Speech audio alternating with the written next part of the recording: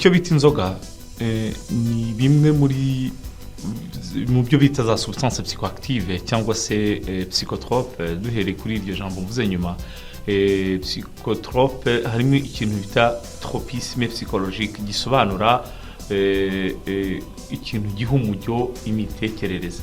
Uvuga ngo ibyo za substance psychotrope na psychoactive zihindura imikorere isanzwe y'umutwe w'umuntu ndetse imyitwarire n'imitekerereze.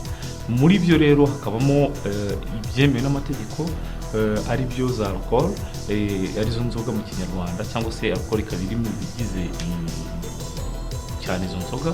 Hakabamo rero n'ibyo bita bitemewe n'amategeko, ari byo Fransa bita illicite, arizo za heroine, cannabis, ecstasy, n'izindi nyinshi abantu bazi.